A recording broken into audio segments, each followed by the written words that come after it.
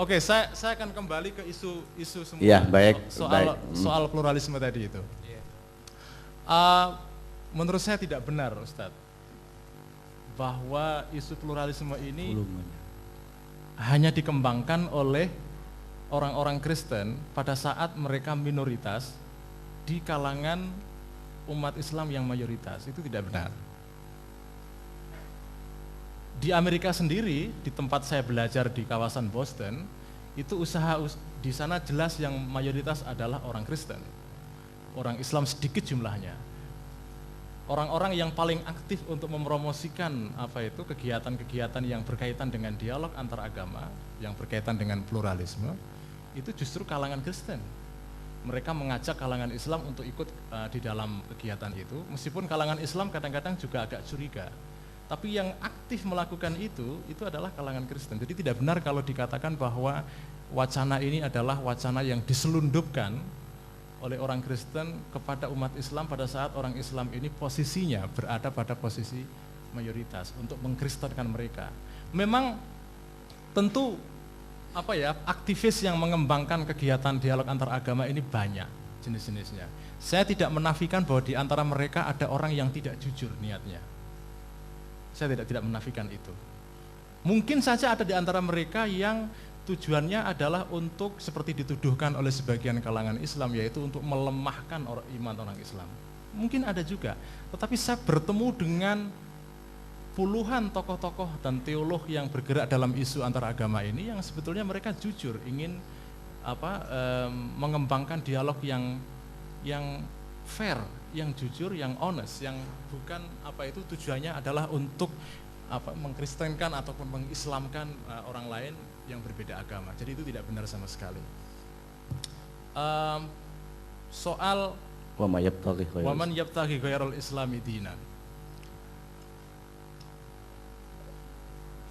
Kalau kita mengutip penafsiran, saya dianggap tadi kok Mas Ulil itu dikira seperti Imam Syafi'i.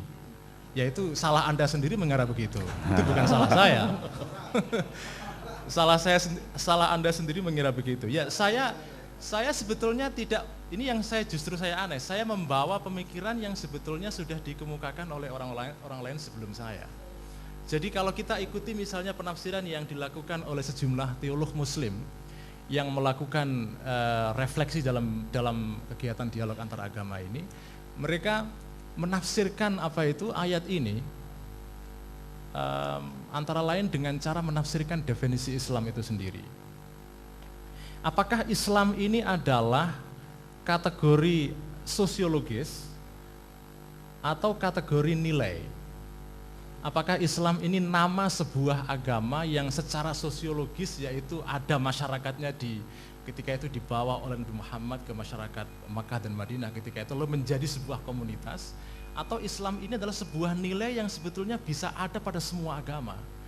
Kalau kita telusuri ayat Quran sendiri sebetulnya, banyak penegasan di dalam Al-Quran sendiri yang menyebutkan bahwa inti dari wahyu-wahyu sebelum Nabi Muhammad sebetulnya adalah intinya sama, yaitu iman kepada Allah, kepada hari akhir, yang ya itu dalam Al-Quran disebutkan. Di dalam Al-Quran disebutkan bahwa intinya semua agama itu adalah percaya kepada Allah. Ya enggak, saya berbicara mengenai Quran. Biarkan dahulu. Saya berbicara mengenai Quran. Jadi di dalam Quran, inti dari wahyu-wahyu sebelum Islam itu adalah bahwa tidak ada Tuhan selain Allah. Itu salah satu inti kebenaran yang ditegaskan oleh Quran berkali-kali untuk mendeskripsikan wahyu-wahyu sebelum Islam. Jadi itulah menurut saya salah satu bukti bahwa sebetulnya sebagai nilai Islam itu ada di dalam semua agama. Dalam hal ini agama yang tercakup dalam lingkungan agama-agama Semitik. So, mereka mewarisi tradisi Abraham yang sama.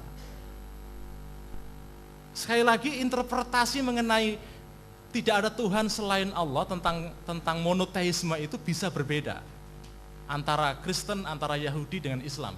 Jangankan antara tiga agama yang berbeda. Tadi saya katakan bahkan dalam Islam sendiri pun interpretasi mengenai tauhid itu juga menimbulkan perbedaan yang banyak dan saling antara satu kelompok dengan kelompok yang lain saling mengkafirkan.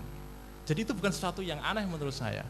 Jadi waman yabtaghi ghairal islami ini sebetulnya apa Islam di situ yang kita maksudkan? Kalau menurut tafsiran yang mainstream, yang dominan di dalam kalangan Islam, jelas itu tafsiran yang mengarah kepada Islam sebagai kategori sosiologis. Dan saya nggak menolak itu. Itu tafsiran yang secara faktual ada pada masyarakat Islam. Tetapi ini ada tafsiran lain yang bagian dari upaya teolog muslim di dalam kerangka dialog antar agama ini untuk menafsirkan kembali pengertian Islam ini sebagai suatu ajaran yang intinya ada pada semua agama di dalam lingkungan agama-agama Ibrahimiyah ini. Jadi dalam hal ini sebetulnya dalam Islam ada kemungkinan untuk berpendapat bahwa keselamatan tidak hanya melulu melalui satu jalan. Kata Cak Nur, dia selalu jadi karena tadi ayat yang dikutip oleh Ustadz tadi, innalladzina amanu walladzina hadu wan nasara was-sabiina man amana billahi wal yaumil akhir. Jadi mereka yang iman kepada, jadi semua kelompok, bahkan dalam ayat tadi bukan hanya agama-agama Ibrahimiyah, bahkan agama Sabi'in yang berkembang di kawasan Syria dan sekitarnya, yang sebetulnya dipengaruhi oleh banyak budaya Helenisme atau Yunani, itu juga diaku sebagai bagian dari tradisi ini. Dan dikatakan barang siapa mereka yang beriman kepada Allah dan beramal saleh. Jadi fondasinya dua sebetulnya, iman dan amal saleh. Saya tahu tafsiran ini pasti tidak diterima susah diterima karena ini berlawanan dengan doktrin yang standar. Tetapi tidak bisa dihindari, tidak bisa diabaikan bahwa ada fakta bahwa ada orang yang berusaha menafsirkan secara berbeda ini. Tidak apa-apa, perbedaan ini menurut saya tidak apa-apa. Memang ini perbedaan tafsiran yang tidak sama dengan apa yang diimani oleh atau diikuti oleh kebanyakan kalangan Islam. Terakhir soal kisah-kisah kenabian tadi itu.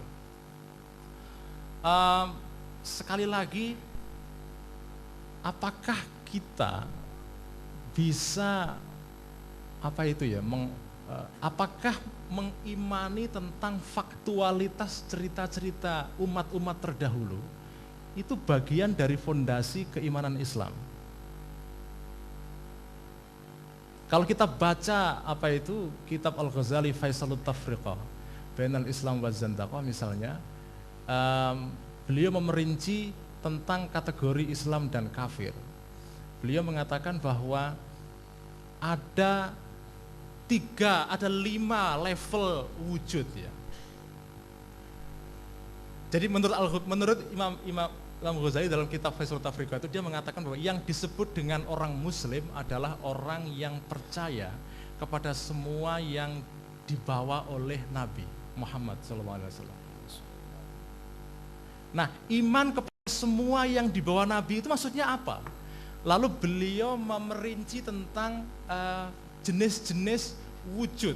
Karena iman kepada Nabi, misalnya Nabi pernah bercerita tentang bangsa pada masa lampau. Artinya tentang wujudnya sesuatu pada masa lampau. Kalau Islam disebut definisinya adalah iman kepada apa yang ada pada apa yang diceritakan oleh Nabi tentang sesuatu pada masa lampau. Itu imannya itu maksudnya apa? Lalu Al-Ghazali menyebut tentang 5 tingkatan wujud ya, tingkatan keberadaan.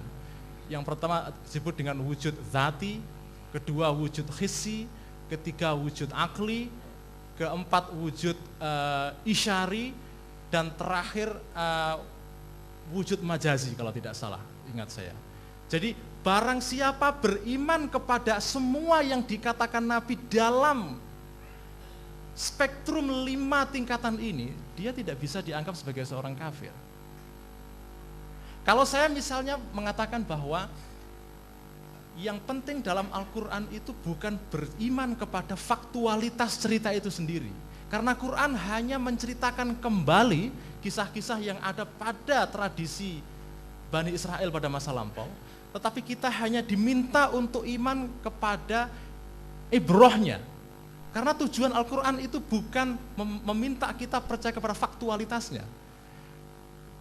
Tadi dikatakan bahwa harus iman kepada faktualitas itu. Kalau tidak, itu mengingkari sakralitas Al-Quran. Itu kan tafsiran Anda. Kan Al-Quran sendiri tidak mengatakan dengan eksplisit, Nabi sendiri juga tidak mengatakan dengan eksplisit bahwa Anda harus percaya kepada faktualitas cerita itu. Karena problemnya bukan faktualitasnya.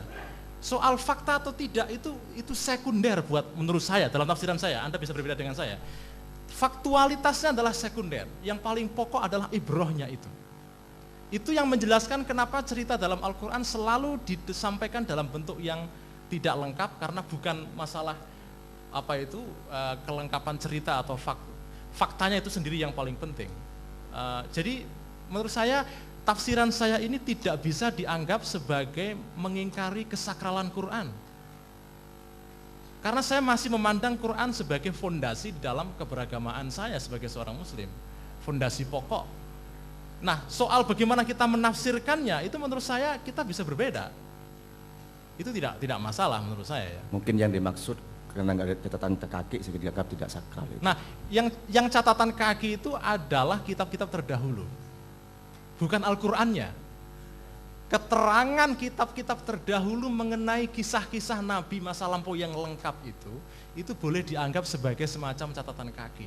Jadi kalau kita mau membaca kisah lengkap tentang Nabi Ibrahim, itu kan diceritakan secara singkat di Quran, maka bacalah lengkapnya itu di dalam Perjanjian Lama. Tidak harus Anda percaya itu. La tusaddiquhu wa la tukadzibuhu. Harus diteliti. Nah, kalau sudah berbicara begini, sebetulnya kita sudah tidak berbicara lagi mengenai soal doktrin ya. Tapi kita harus berbicara mengenai sejarah sebetulnya. Dan saya kira perlu forum tersendiri. Misalnya soal penyaliban Yesus. Versi Islam mengatakan Yesus disalib, Kristen tidak. Menurut saya ini perdebatannya lebih baik diangkat dalam perdebatan historis. Saya banyak belajar dari teman-teman Kristen yang punya versi tafsiran yang berbeda mengenai ini, yang saya masukkan dalam buku saya atau terakhir itu yang menyegarkan kembali pemikiran Islam. Ada tulisan pendek dari teman saya seorang pendeta yang menjelaskan bagaimana versi Kristen mengenai itu, yang saya kira perlu kita baca. Kalau baca tafsir Ar-Razi dalam Mafatihul Ghaib mengenai ayat itu, sebetulnya Ar-Razi punya pendapat yang menurut saya agak sedikit canggih. Dia antara lain mengatakan begini, kalau orang Islam tidak mempercayai versi orang Kristen tentang penyaliban Yesus, padahal di dalam umat Kristen kabar tentang penyaliban Yesus itu kabar yang mutawatir. Itu kata Ar-Razi. Kalau kita mengingkari itu, maka kita sama dengan menyangkal salah satu fondasi dalam epistemologi Ahli Sunnah wal Jamaah sendiri yang menyebutkan bahwa khabar mutawatir itu tidak bisa disangkal. Jadi kalau kita misalnya tidak percaya kepada khabar mutawatirnya enggak. Di dalam Islam yang disebut dengan khobar mutawatir itu tidak terbatas kepada khobarnya orang Islam. Kalau Anda baca definisi mengenai khobar mutawatir, itu khobar secara umum. Khobar mutawatir tidak monopoli milik orang Islam. Khobar mutawatir itu kalau Anda baca usul fikih, salah satu contohnya misalnya ada orang bercerita bahwa ada kota yang disebut dengan Baghdad. Anda nggak pernah datang ke sana, tapi orang berkali-kali cerita bahwa ada kota namanya Baghdad. Yang cerita itu ya Islam ya, semua bercerita sama. Itu namanya khobar mutawatir. Tidak harus khobar mutawatir adalah khobar mutawatir yang hanya berlaku untuk orang Islam, hanya terkait dengan penceritaan hadis. Tapi khobar mutawatir tidak saja tentang hadis. Khobar mutawatir itu bisa tentang kabar secara umum, kabar tentang adanya negara Amerika. Kabar mutawatir, kalau Anda baca definisi mengenai kabar mutawatir begitu dalam usul fikih. Ya. Kabar tentang adanya kota Baghdad itu contoh yang paling lazim dipakai di dalam usul fikih. Jadi bukan hanya tentang hadis saja. Kabar mutawatir, kabar yang umum juga gitu. Jadi Nah, Ar-Razi punya tafsiran yang menurut saya menarik di situ. Meskipun beliau pada akhirnya tetap percaya bahwa versi yang paling benar adalah versi Al-Quran, bahwa Nabi Isa disalib. Tapi dia punya penafsiran yang menurut saya jauh lebih subtil, lebih canggih ketimbang tafsiran yang sifatnya sederhana saja gitu. Ya. Sudah, kembalikan lagi. Baik, sebentar. Saya harapkan, saya ulangi lagi bahwa nanti diskusi ini kita harapkan tidak menyangkut masalah pribadi, tapi masalah pemikiran. Ya, tolong saya jaga akhlak kita. Kemudian ini juga nanti kita akan mencapai ittifaq fil ikhtilaf, ikhtilaf fil ikhtilaf.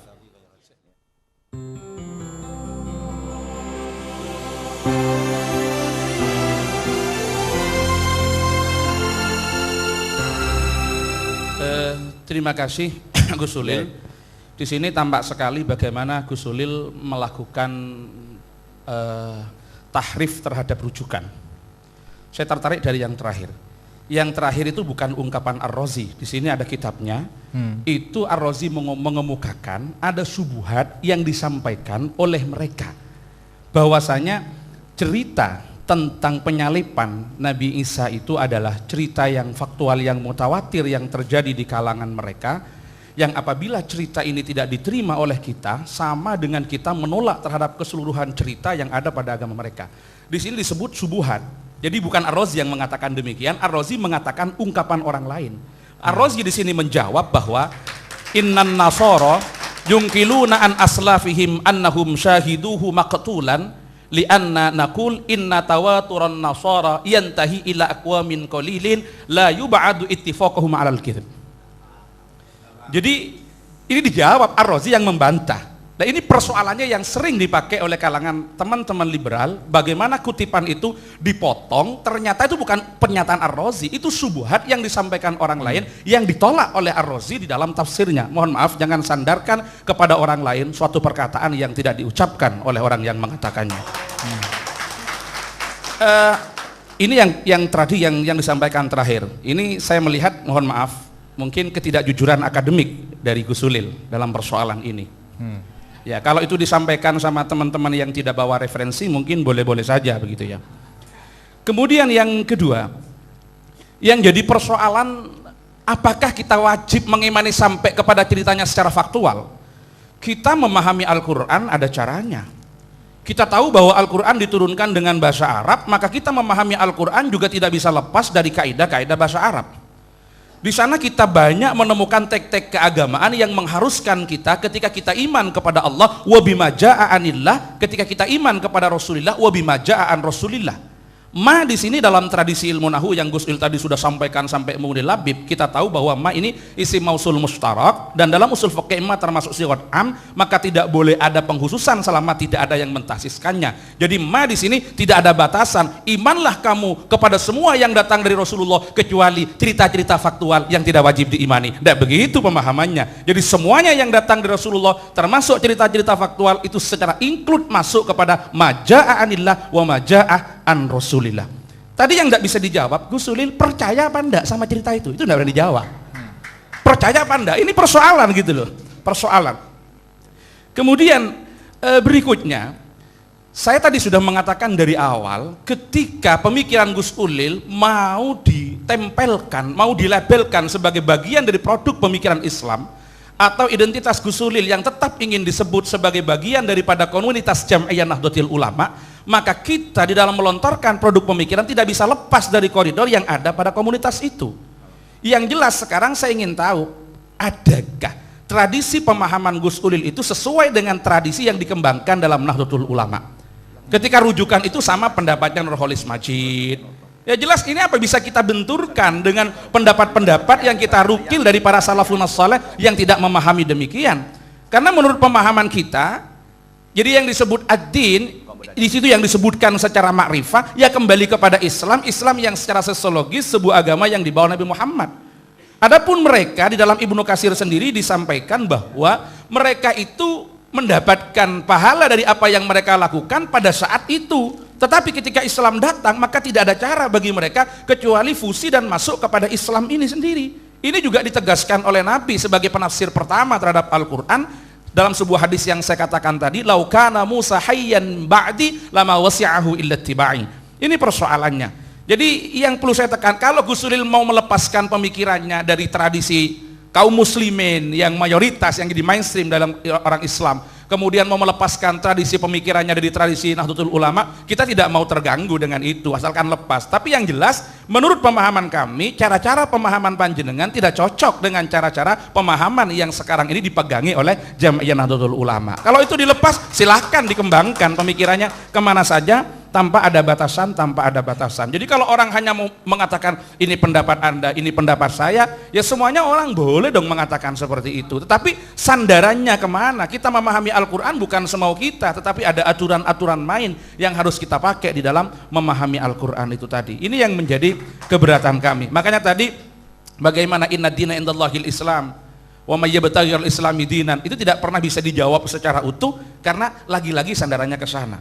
Makanya saya menjadi curiga begitu loh. Ya orang curiga boleh kan, ada orangnya begitu, biar ada tabahyun. Ketika teman-teman CIL itu selalu mengajak kita bagaimana kita menyegarkan kembali pemahaman Islam, menjadikan Islam bukan sebagai sesuatu yang statis tapi produk pemikiran keagamaannya terus bergerak, maka kita jangan menjadi orang yang tunduk kepada teks begitu saja. Kalau mungkin bahasanya teman-temannya Gus Solil itu disebut dengan obadun nusus gitu ya. Tetapi di satu sisi kita diajak lari dari pemahaman tekstual Al-Quran, cuma kita diajak untuk sembunyi dan tunduk di bawah pemahaman tek-tek yang justru tek-tek itu bikinan manusia. Kenapa? Buktinya ketika pemahaman Gus Solil terhadap tek-tek Al-Quran tidak sejalan dengan apa yang dimaksudkan misalkan dalam Universal Declaration of Human Rights yang sekarang ini selalu diagung-agungkan, ternyata seakan-akan pemahamannya terhadap Al-Quran itu yang dikalahkan. Ini sama dengan melarikan kita dari sesuatu yang bersifat transendental, tapi kita dibawa untuk tunduk kepada sesuatu yang bersifat profan. Jadi kita mengkritisi tek-tek Al-Quran karena tidak sesuai dengan apa yang dimaksudkan oleh HAM. Berarti kan menempatkan HAM lebih daripada Al-Quran. Ini yang jelas tidak bisa diterima di dalam tradisi Nahdlatul Ulama. Kenapa? Ya. Ini tidak cocok dengan isu-isu HAM. Jadi Al-Qurannya yang harus dirubah, bukan sana yang jelas-jelas sudah produk manusia. Makanya adanya desakralisasi terhadap tek-tek Al-Quran, justru kita dijebak untuk mengagung-agungkan apa yang menjadi kehendak daripada isu-isu yang ada di dalam keputusan-keputusan HAM itu. Ini yang perlu saya tegaskan lagi, tolong dijawab kalau Gus Solil masih menghargai manhaj Nahdlatul Ulama. Kalau dilepas itu tidak ada perlunya, silahkan, sudah sampean mau berkata seperti apa, tapi lepas identitasnya, saya bukan orang NU, saya bukan orang Islam gitu loh. Kalau itu tidak bisa. Baik, terima kasih. Ada tambahan sebentar habis ini dari Gus Idrus. Yang jelas insya Allah beliau akan calon ketua umum PBNU ini. Terima kasih. Tadi silakan. Ingin meluruskan yang disampaikan oleh Mas Ulil, masalah bahwa secara faktual kisah-kisah di dalam Al-Quran itu belum tentu benar. Karena di dalam ajaran kita hadis maudhu, hadis saja, hadis palsu itu kan tidak boleh membuat cerita-cerita palsu, membuat hadis-hadis palsu, itu kan ancamannya akan masuk neraka. Ini prinsip yang sangat mendasar di dalam Islam. Dan ini apalagi berkaitan dengan kisah-kisah faktual yang ada di dalam Al-Quran, lalu kita masih menanamkan kemungkinan itu sebenarnya tidak benar misalnya. Ini kan sangat bertentangan dengan prinsip pokok yang ada di dalam Al-Quran. Kemudian yang kedua, ingin meluruskan, tadi ada kutipan dari kitab Faisalut Tafriqah Bainal Islam waz Zandaqah karangannya Imam Al-Ghazali untuk menjustifikasi tafsir Mas Ulil terhadap Islam dalam ayat wa may yabtaghi ghairal islami dinan. Sama sekali dari 6 poin yang ada di dalam kitab Faisalut Tafriqah itu tidak mengarah terhadap penafsiran Mas Ulil terhadap Islam itu.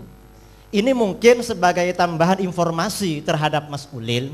Imam Al-Ghazali menulis kitab Faisalut Tafriqah ini sebenarnya untuk melawan atau untuk menjinakkan sebagian kelompok pengikut mazhab Imam Asy'ari yang sangat ekstrim, yang sedikit-sedikit mengkafirkan Mu'tazilah, mengkafirkan ini, bahkan di dalam muqaddimahnya itu dikatakan mengkafirkan pengikut Asy'ari sendiri yang mukhalif terhadap Imam Abul Hasan Al-Asy'ari. Akhirnya beliau menulis kitab Faisalut Tafriqah. Jadi artinya bagaimana ini enam atau 5 poin yang disampaikan oleh Mas Ulil tadi itu sebenarnya tidak ada yang mengarah pada pembenaran terhadap penafsiran al-Islam di dalam ayat wa may yabtaghi ghairal Islam dengan cara penafsiran Mas Ulil itu sendiri. Itu saja, terima kasih. Enggak, tadi sorry yang soal Al-Ghazali itu sebetulnya itu saya kaitkan dengan soal kisah-kisah pada masa lampau, bukan soal penafsiran tentang kata Islam. Jadi tadi saya kaitkan itu dengan penafsiran mengenai kisah-kisah pada masa lampau yang disebut dengan percaya kepada apa itu, misalnya tentang cerita tentang penyeberangan Nabi Musa dari Mesir melewati Laut Merah ke negeri Kanaan, itu apa maksudnya? Ya, ya. Kisah-kisah itu bagi kalangan kita ada nilai kesakralan, ada nilai kepercayaan. Sehingga kalau kisah-kisah itu diartikan adalah ibrohnya, bukan faktualnya, berarti otomatis kepercayaan akan Islam itu sendiri itu tidak sebagaimana nas, tetapi masih dimungkinkan ada penafsiran lain, misalnya kebenaran yang tidak pernah berhenti, proses untuk menuju kebenaran yang tidak pernah berikan, begitu bolak-balik. Memang benar bukan soal Islam, tetapi panjenengan tadi sempat mengaitkan bahwa cerita-cerita itu adalah juz'un minal Islam. Begitu tadi panjenengan. Jadi tidak salah apa yang disampaikan. Saya koreksi. Kalau saya mengatakan itu saya koreksi. Ya, rujukan kepada Al-Ghazali saya kaitkan dengan penafsiran atas kisah-kisah masa lampau. Saya koreksi. Begini maksud saya. Bagi kita ini, Mbah Ulil, cerita yang ada di Al-Qur'an itu adalah bagian dari apa yang telah disampaikan oleh Rasulullah.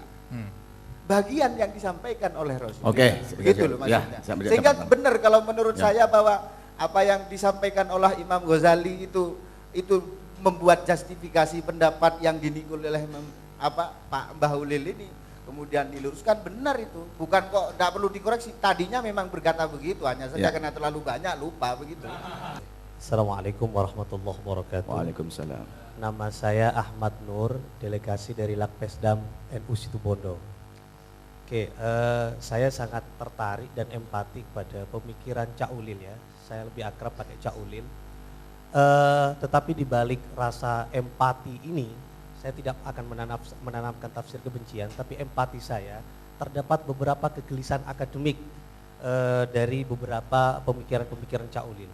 Yang pertama tentang Nabi terakhir tadi. Nah, dalam kajian Nabi terakhir ini sebenarnya Cak Ulil menggunakan teori strukturasi Giddens, ya Cak ya, dalam tulisannya Wahyu Progresif di situ. Nah, saya agak keberatan ketika proses operasionalisasi strukturasi Giddens dalam teks itu untuk menafsirkan, memposisikan diri Nabi sebagai agent of history, jadi agen sejarah yang dipandu oleh Tuhan. Nah, dalam teori Giddens itu sendiri, itu yang dinamakan agen, ada beberapa tipologi. Yang pertama itu, agen itu harus memiliki motivasi tindakan.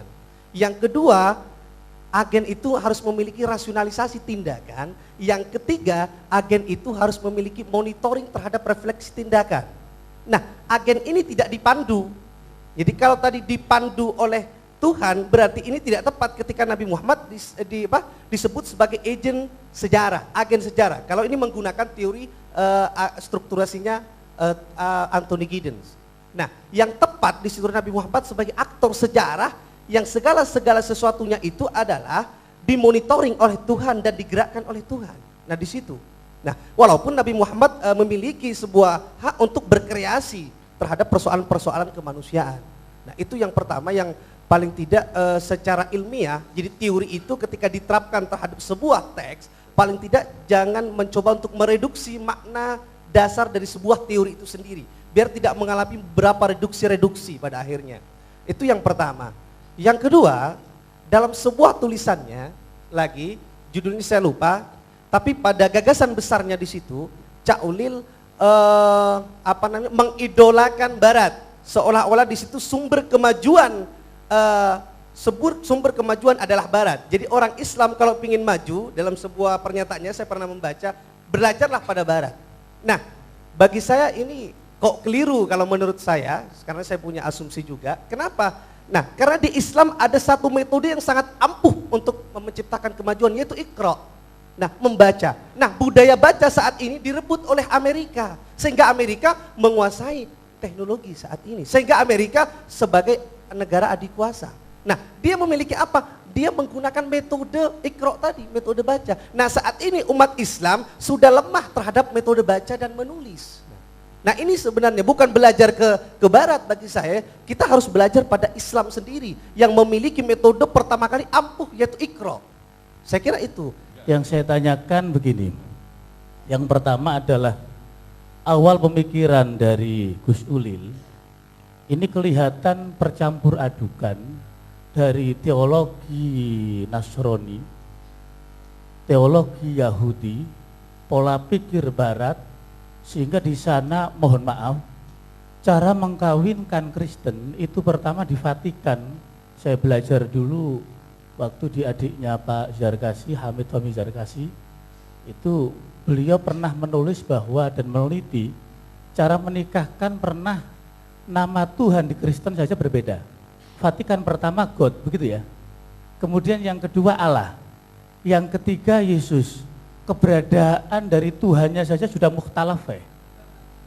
Itu yang Anda idolakan kan kan Barat semacam itu. Yang kedua, liberal itu sebetulnya muncul itu kan sebagai madhab sosial politik, bukan madhabud diniyah sebetulnya. Tapi Anda perlebar sekarang menjadi madhab yang kayaknya bisa mentakwil Quran dan tafsir Quran dengan ro'yi. Padahal dalam hadis man fassarul Quran bi ghairi ilmin falyatabawwa maq'adahu minan nar. Mungkin neraka menurut Mas Ulil itu enak, mungkin begitu. Kemudian terakhir saya memberikan catatan, kalau ittihadul adyan, semua agama itu sama, saya kritisi apakah Mas Ulil sendiri berani dalam prosesi pemakaman ala Hindu andaikan itu dibakar. Kalau kita mengatakan adyan itu sama, seluruh agama itu sama, andaikan ya nyuwun sewu, Anda mempraktekkan cara penghormatan terakhir kalau dalam Islam dikubur mayat itu. Kalau dalam agama lain andaikan semuanya sama di Hindu, Anda dibakar bagaimana? Nggih. Monggo Gus Mbah Mas Ulil. Tadi soal apa itu, pemikiran saya ini dianggap sebagai sesuatu yang keluar dari tradisi NU. Ya, ini memang statement yang ambigu ya. Bagaimana kita mendefinisikan ke-NU-an ini? Ke-NU-an didefinisikan berdasarkan akidah Ahlussunnah wal Jamaah. Tetapi faktanya secara faktual, gagasan tentang pluralisme ataupun kesamaan agama-agama itu bukan sesuatu yang itu diikuti oleh 1-2 orang gitu loh. Bagaimana Anda menjelaskan ini? Bagaimana Anda menghakimi seseorang itu masih dalam NU atau tidak karena gagasan tentang ini, padahal gagasan tentang ini misalnya sudah pernah dilontarkan oleh Gus Dur sejak lama. Apakah lalu, ya saya nggak mengatakan Gus Dur ini wakil dari NU, tetapi misalnya apakah mengeluarkan orang semacam Gus Dur dengan gagasan-gagasannya yang kadang-kadang juga kontroversial dari luar NU itu apakah masuk akal gitu. Jadi menurut saya di dalam NU sendiri ini juga ada keragaman sebetulnya. Memang basisnya adalah doktrin Ahlussunnah wal Jamaah, tapi di dalam prakteknya sebetulnya banyak sekali perbedaan-perbedaan yang kadang-kadang radikal. Ingat ketika Ki Ahmad Siddiq menerima Pancasila sebagai asas tunggal, beliau banyak dikafirkan oleh beberapa kelompok. Bahkan kiai-kiai juga ada yang keberatan secara fundamental, keberatan dengan pendapat Kiai Ahmad misalnya. apakah Ki Ahmad ini melenceng dari akidah Ahlussunnah wal Jamaah misalnya atau tidak? Ya itu menurut saya definisi tentang NU, apakah Anda masuk dalam NU atau tidak berdasarkan pendapat ini atau itu, menurut saya itu sesuatu yang agak ambigu, susah dipegang gitu. Karena ya itu sekarang definisi NU menurut siapa dulu? Kalau menurut teman-teman yang di sini mungkin pemikiran-pemikiran yang semacam ini dianggap keluar dari tradisi NU. Tetapi perkembangan pemikiran semacam ini sudah terjadi di dalam NU dan diikuti oleh beberapa intelektual dalam NU sendiri. Lalu kalau kita melakukan semacam pembersihan misalnya atau puritanisasi dalam tubuh NU terhadap orang-orang yang berpikir semacam ini, menurut saya itu ya tidak wise ya, tidak bijaksana gitu. Jadi menurut saya agak keberatan menghakimi seseorang ini telah keluar dari NU gara-gara pemikiran semacam ini.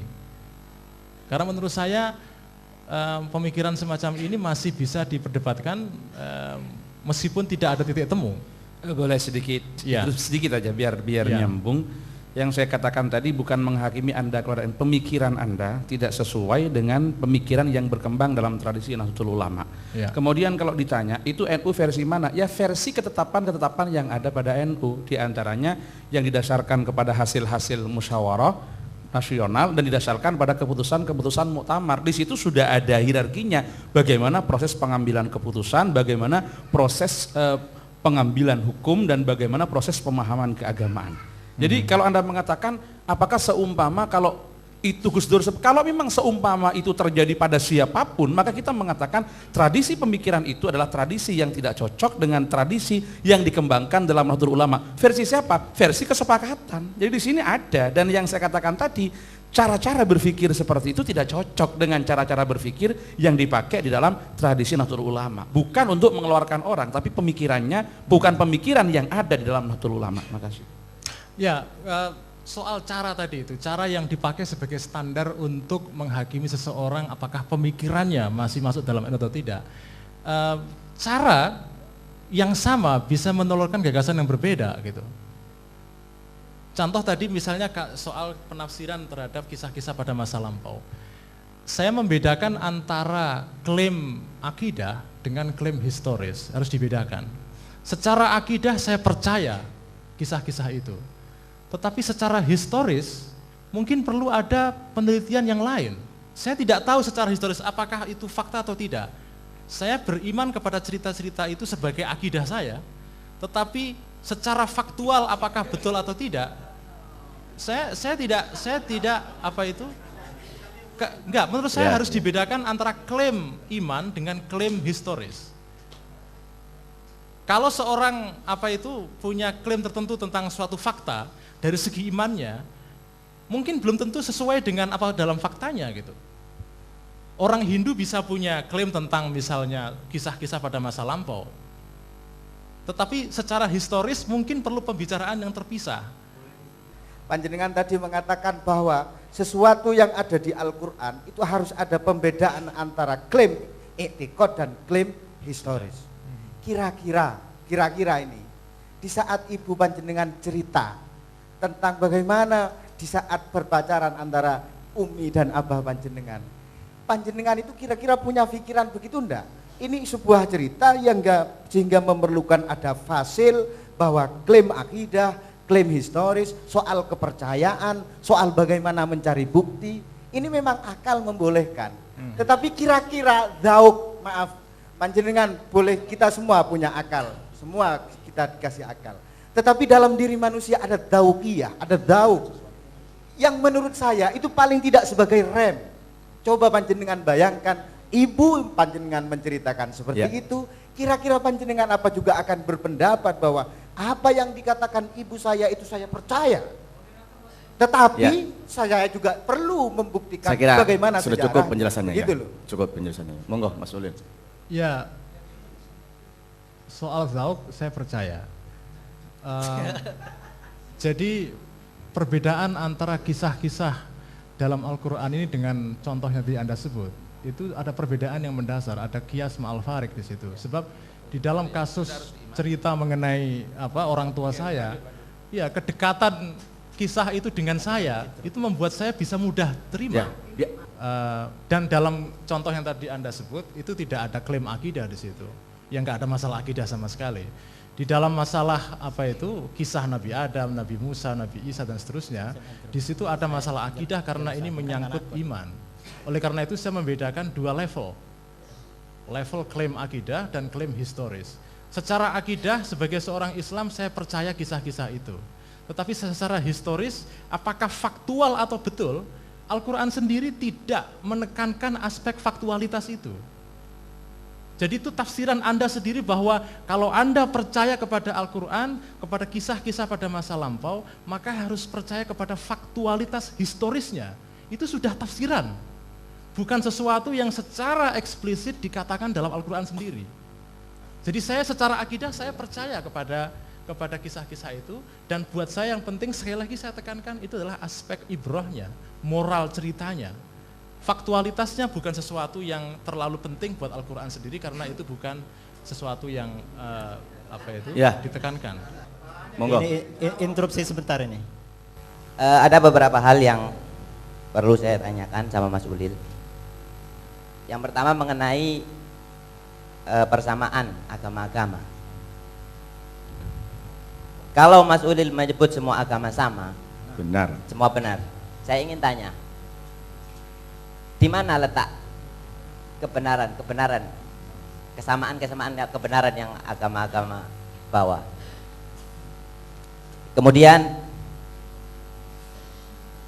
menurut saya, pernyataan Mas Ulil yang mengatakan bahwa ada persamaan-persamaan dalam agama-agama Abrahamik, ini memang dapat saya terima. Tetapi dalam tulisan-tulisan beliau menyatakan semua agama-agama tanpa mengatakan agama Abrahamik atau non-Abrahamik.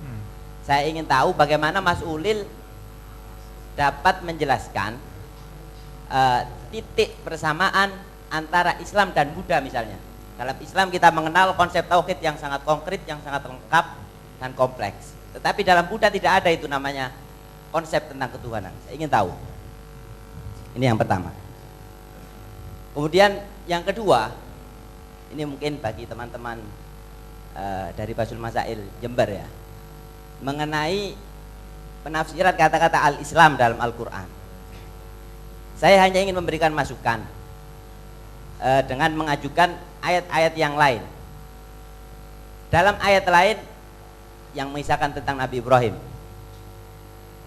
ada dalam surat Al-Baqarah kalau nggak salah. Idz qala lahu rabbu aslim qala aslamtu li rabbil alamin. Dalam ayat yang lain dikatakan lagi walladzi sammakumul muslimina min qabl. Kesimpulan saya bahwa Islam lebih tepatnya dikatakan sebagai agama tauhid, bukan agama Islam sebagaimana yang dibawa oleh Rasulullah SAW saja.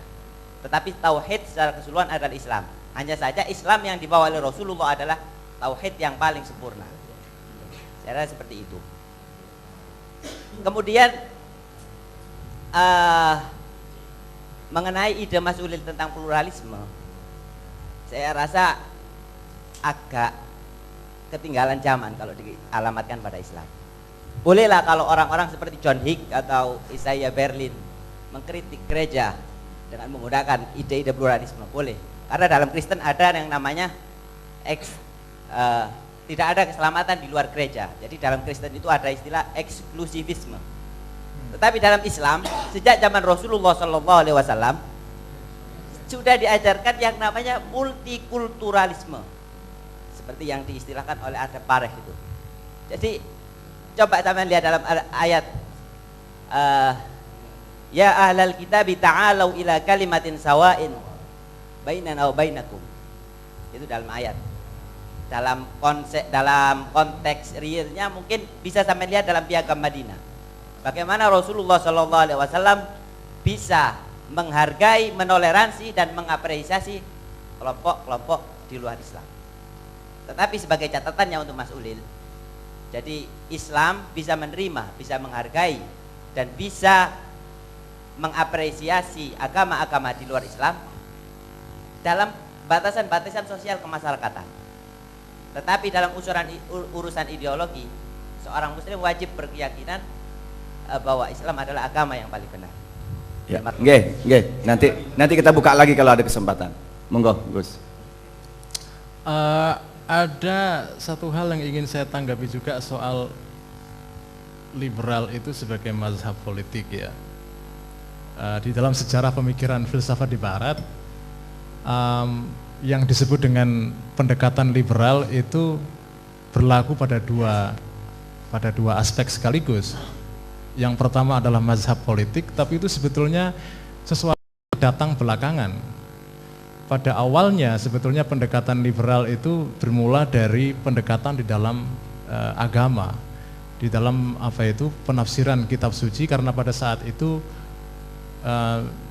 ada monopoli penafsiran yang ada pada gereja Vatikan, dan kemudian muncul protes dari berbagai kelompok di luar Vatikan yang tidak puas dengan gereja Vatikan, lalu mereka membawa penafsiran yang berbeda. Mereka membawa suatu pendekatan baru di dalam memahami kitab suci, dan itulah yang disebut dengan pendekatan teologi liberal. Jadi sebetulnya tidak benar bahwa yang disebut dengan pendekatan liberal itu pertama-tama datang sebagai mazhab politik, tidak ada kaitannya dengan mazhab di dalam pendekatan keagamaan. Baik, Gus Ulil, mungkin sebentar dahulu tadi mungkin masalah agen atau aktor, juga masalah tafsir terhadap Islam itu sendiri mungkin perlu diperjelas lagi, dan juga tentang liberal gitu. Monggo. Mungkin soal Anthony Giddens tadi ini sesuatu yang agak terlalu abstrak ya, teori strukturasi segala macam. Saya kira saya tidak mengkaitkan teori strukturasi dalam Anthony Giddens dengan masalah kedudukan Nabi Muhammad sebagai Nabi terakhir. Yang saya pakai di dalam konteks teori Giddens ini adalah, jadi teorinya begini, strukturasi itu artinya adalah bahwa di dalam di dalam perubahan sosial itu selalu ada yang disebut dengan agen, seorang aktor yang mempunyai ide untuk mengubah kenyataan, tetapi seorang aktor tidak bisa mengubah kenyataan sesuai dengan kehendaknya karena dia dibatasi oleh fakta-fakta. Oleh karena itu strukturasi itu artinya adalah bahwa perubahan sosial itu sebetulnya terjadi karena ada dialektika, ada alaqah jadaliyah, ada hubungan dialektis antara seorang aktor yang punya ide dengan perkembangan sosial yang itu tidak seluruhnya kondusif atau bersahabat dengan keinginan seorang aktor itu. Nah, teori ini kemudian saya terapkan dalam konsep nabi. Jadi menurut saya nabi adalah seorang aktor, betul dia dipandu oleh Tuhan, tapi pada dasarnya adalah seorang aktor sosial, seorang yang ingin mengubah sejarah. Tetapi pada saat nabi itu mengubah sejarah, sebetulnya ada struktur sosial yang membatasi kehendak nabi untuk mengubah sejarah itu. Jadi ada hubungan dialektis antara nabi sebagai aktor dan struktur sosial yang tidak seluruhnya memungkinkan semua ide-ide nabi itu bisa dilaksanakan secara sempurna. Oleh karena itu misalnya setelah begitu kuatnya struktur kesukuan dalam masyarakat Arab, itu struktur itu tidak bisa secara spontan diubah oleh nabi.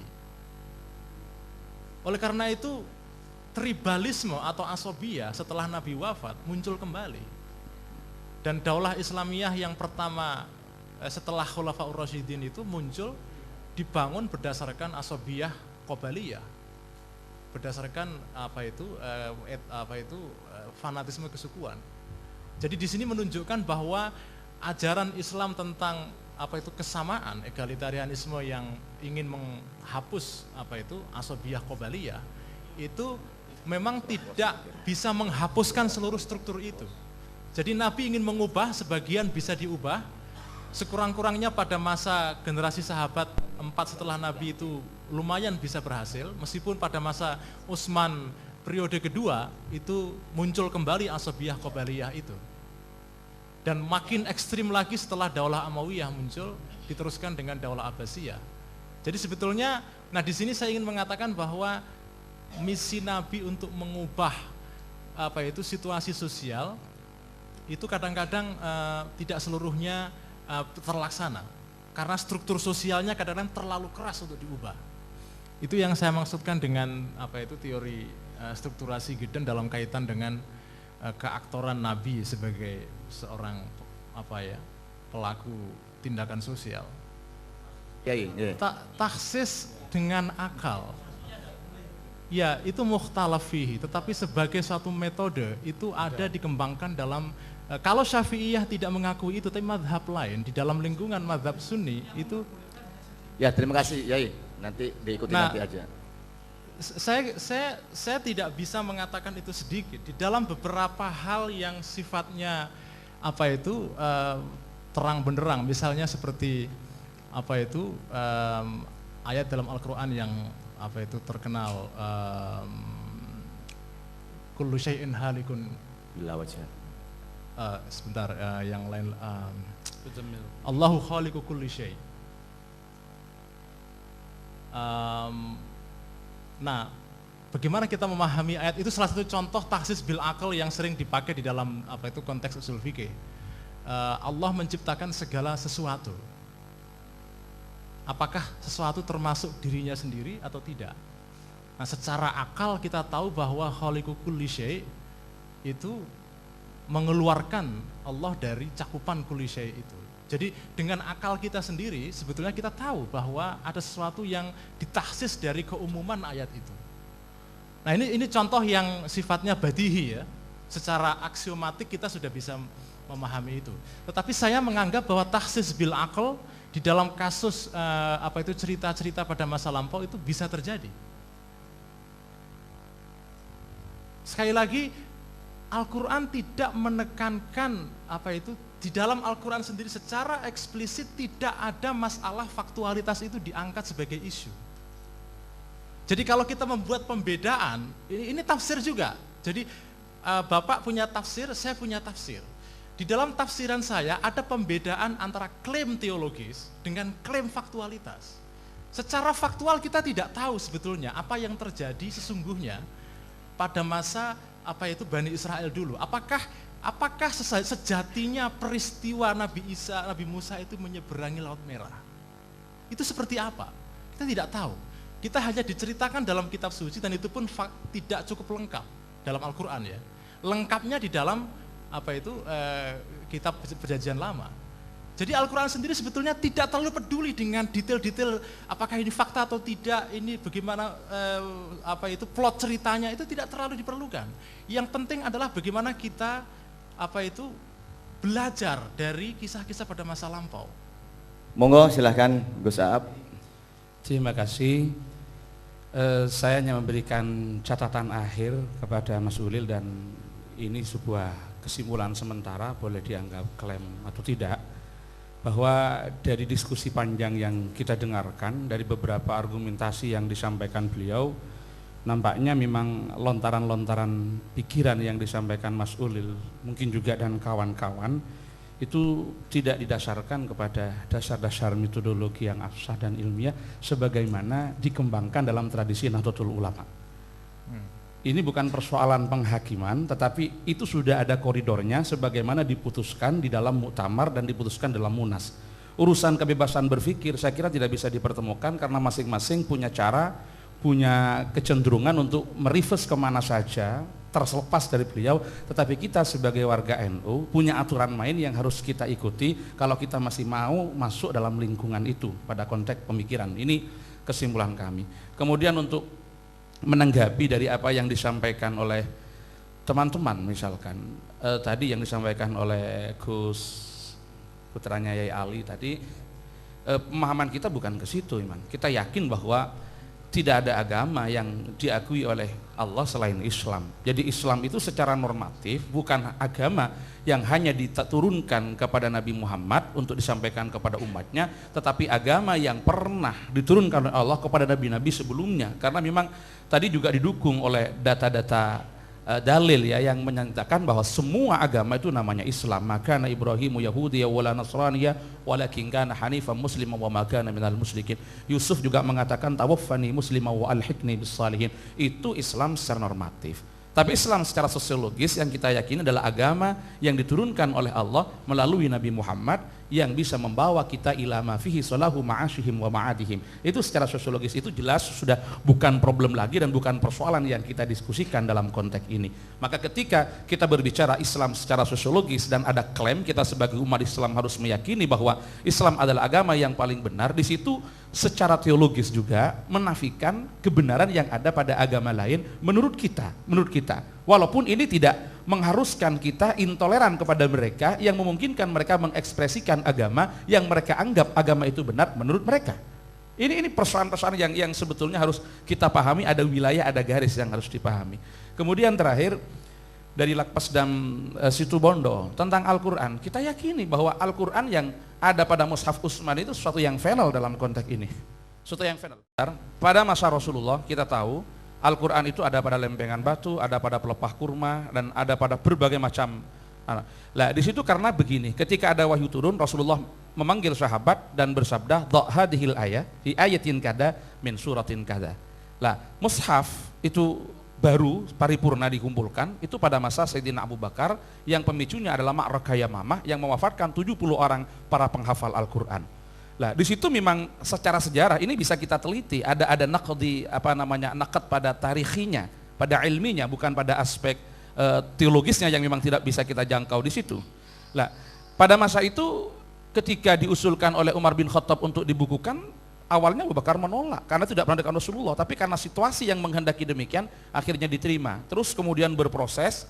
Pada masa Umar tidak ada perubahan, pada masa Utsman bin Affan di situ ada pemicu lain ketika Hudzaifah ibnul Yaman datang mendakwahkan Islam ke berbagai penjuru, ternyata ada klaim-klaim kebenaran, ada klaim-klaim ketepatan bacaan yang terjadi yang akan menimbulkan perpecahan. Akhirnya Hudzaifah usul kepada Utsman bin Affan bagaimana Al-Quran ini disatukan saja dari dialektika yang memungkinkan orang mewarisi dari imam yang berbeda, akhirnya terjadi seperti itu. Ini kan konteks kebutuhan keadaan yang bawa masalah. Akhirnya dibentuklah tim yang timnya tidak berubah dari tim yang dibentuk pada masa Abu Bakar itu yang sekarang terjadi pada Mushaf Utsmani. Ini bagian daripada sejarah, yang sejarah itu sesuatu yang memang sudah diciptakan oleh Allah Subhanahu wa taala dalam konteks ini. Karena secara teologis ada jaminan dan itu pasti terjadi sebagai bagian dari proses penjagaan Al-Qur'an oleh Allah ketika kita meyakini inna nahnu nazzalna dzikra wa inna lahu lahafizun. Jadi apa yang terjadi pada masa Abu Bakar, apa yang terjadi pada masa Utsman bin Affan itu bagian daripada skenario Allah untuk menepati janjinya pada inna nahnu nazzalna dzikra wa inna lahu lahafizun. Ya, disinilah baik, yang baik. Ya. Monggo ini saya kasih waktu untuk Mas. Assalamualaikum warahmatullahi wabarakatuh. Salam. Nama saya Maman Imanlak dari LDNU Jawa Barat. Saya santrinya Gus Ali. Saya hanya ingin sedikit aja Kiai. Satu, bahwa ini adalah bentuk kegelisahan kita. Kegelisahan sebagai orang NU, baik Ulil atau Gus Ab dan sebagainya dan kita semua. Kenapa? Karena saya jujur ketika keliling di daerah-daerah, NU hari ini pada titik nadir yang mengkhawatirkan, tidak punya posisi bergaining apapun. Maka pembukaan moderator tadi, Pak Kiai, itu bagus sekali. Tradisi seperti ini yang hilang di NU, dan saya tahu hanya di Jawa Timur ini dan saya rasa kita harus menyambut baik ini. Yang kedua, kegelisahan Ulil ini adalah, Mas Ulil ini adalah respon, pertama respon dinamika global. Saya tadi ngobrol dengan Kiai di belakang itu, kadang-kadang kita nggak nyambung dengan Mas Ulil. Ada persoalan yang tadi menurut saya terlalu banyak dibahas soal faktual dan tidak faktual itu. Tetapi itu bentuk sebuah komunikasi yang nggak nyambung dalam istilah. Tetapi di sini ada greget yang menarik. Isu-isu global inilah yang kadang-kadang kita lepaskan sehingga isu feminisme, demokrasi, pluralisme dan sebagainya itu diambil oleh non-NU. Dan pertanyaannya, kenapa Ulil yang diterima di misalnya di Jawa Pos dan sebagainya, ini pertanyaan kenapa nggak kita orang pesantren? Ada apa sebenarnya kok suara kita nggak didengar, kok tulisan kita nggak dimuat? Kenapa harus Mas Ulil dan teman-teman Jakartanisasi? Itu yang kedua, saya ngomong-ngomong ini ada persoalan non NU. Jadi ketika Mas Ulil tulisan artikel dia di Kompas, lalu saya kebetulan tahu persis bagaimana Dr. Atian itu tiba-tiba membuat fatwa halal darahnya Mas Ulil. Saya tahu persis bagaimana Atian itu tidak punya posisi baik di MUI dan sebagainya. Dan dia melihat saya itu tidak punya posisi karena NU.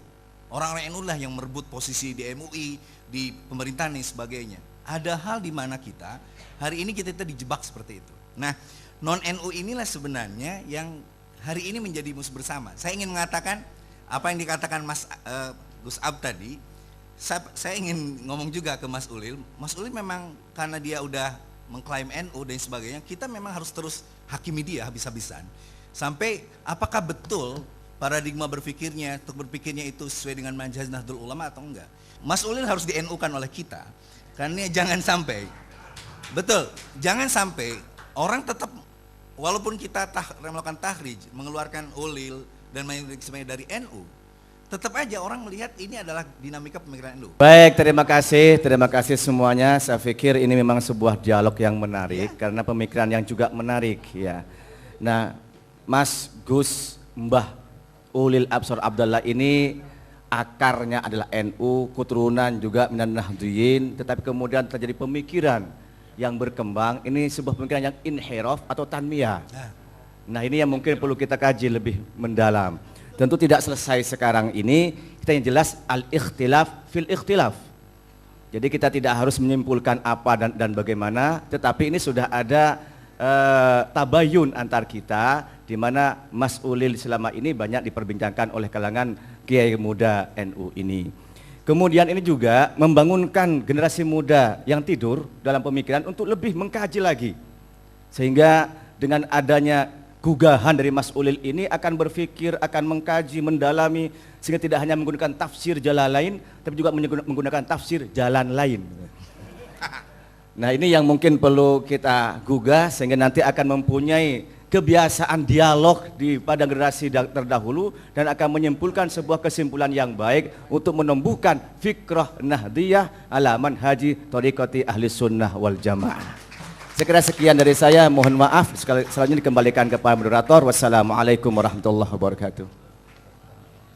Terima kasih, demikian acara tabayun dan dialog terbuka. Mohon maaf sebelum acara berakhir, sebelum doa, mohon hadirin tenang dulu karena ini ada utusan dari PBNU, ya pemikir muda kita juga, Mas Baso, Ahmad Baso akan merespon dan juga akan memberikan komentar terhadap hasil diskusi tadi. Ini dawuh dari Gus Ali. Sebenarnya yang diharap oleh teman-teman adalah Kiai Haji Ali Masyuri sendiri, tapi beliau tidak berkenan dan menyerahkan kepada Mas Basu. Kepada beliau dipersilakan.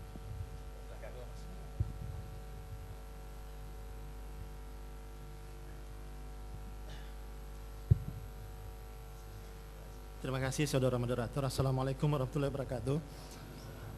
Alhamdulillah saya diminta dari Jakarta datang ke sini dan mendampingi para kiai muda, dan saya senang sekali forum ini terselenggara.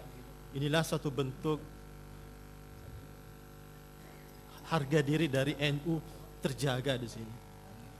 Saya masih melihat bahwa girahnya NU itu masih muncul di sini. Saya kaget ketika Ulil mengatakan, ini NU ini apa ini, kok mau dipuritanisasi gitu. Saya kira keliru dia memandang NU gitu, padahal dia 20 tahun di kader di pesantren gitu. Terus NU-nya di mana dia itu? Saya teringat satu cerita seorang kiai muda yang menjadi gurunya, Kiai Saifuddin Zuhri. Beliau pernah Menteri Agama dan pernah menjabat di PBNU. Beliau di Sukaraja di kampungnya itu kedatangan seorang kiai muda dari Solo, menikah di situ, kemudian mengkampanyekan ide-ide dari Solo. Ternyata menjadi idolanya para santri gitu. Kenapa? Pertama, beliau orangnya alim. Yang kedua, pandangannya modern. Yang ketiga, berakhlakul karimah. Keempat, tutur katanya halus dan baik. Yang kelima, bodinya itu atletis. Jadi yang pertama itu kita nggak apa-apa, kita terbuka pemikirannya, beragam ide yang kita pelajari. Tapi pertama-tama jangan lupakan karakter NU itu yang pertama-tama apa? Seorang alim gitu. Kalau kita tanya Kiai, ya, Kiai siapa yang paling alim di NU ini?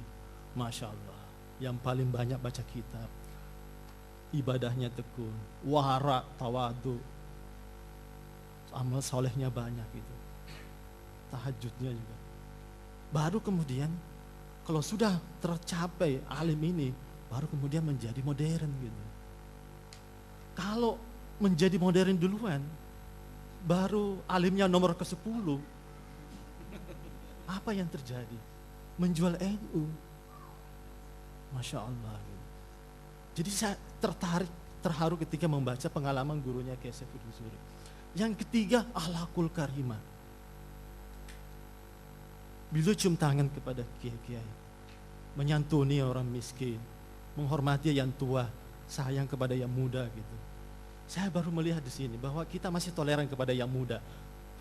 Kita masih cium tangan kepada kiai, kita masih hormat kepada kiai. Dan saya selama 10 tahun lebih bertemu dengan ulil, saya belum mendengar bersyukurnya kepada kiai Sahal gitu. Padahal kiainya yang mengajarkan kitab kuning gitu. Tapi nggak pernah saya dengar kutipan dari Kiai Sahal gitu. Masya Allah gitu. Jadi saya kaget. Yang dia sebut ulil itu tadi itu biasa kita diskusikan di Jakarta tentang dari Huston Smith, Syed Hussein Nasr, tentang kebebasan beragama, itu udah biasa, itu pandangan-pandangan modern. Tapi ya kalau tidak punya karakter alim, tidak punya akhlakul karimah, ya hilang NU-nya gitu. Gus Dur, coba lihat Gus Dur, meskipun segitu dia masih tetap tunduk kepada kiai ketika melontarkan. Dia masih mau diadili oleh kiai-kiai, oleh kiai-kiai sepuh.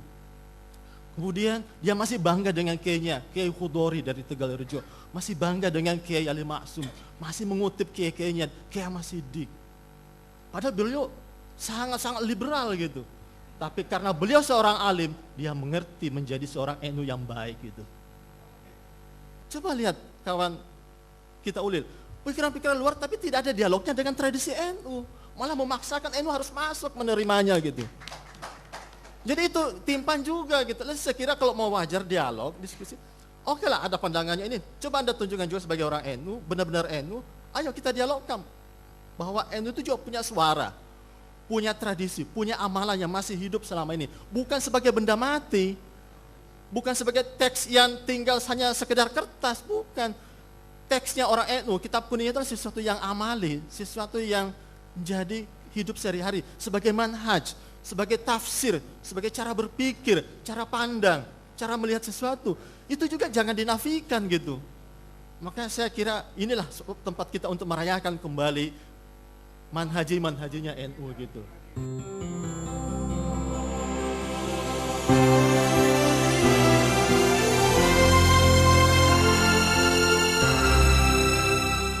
Bismillahirrahmanirrahim. Alhamdulillahirabbil alamin. Hamdan yuwafi ni'ama wa yukamma mazidah. Ya Rabbana lakal hamdu kama yanbaghi li jalali wajhika wa 'azimi sultanik. Amin. Allahumma salli wa sallim wa barik ala sayyidina Muhammadin nurid dat wa sirris sa'ilil asma'i was sifat. Allahumma salli ala sayyidina Muhammadin al-fatih lima ughliqa wal khatimi lima sabaq. Nasilil haqqi bil haqq wal hadi ila siratikal mustaqim. Wa ada haqqa qadrihi wa miqdaril azim.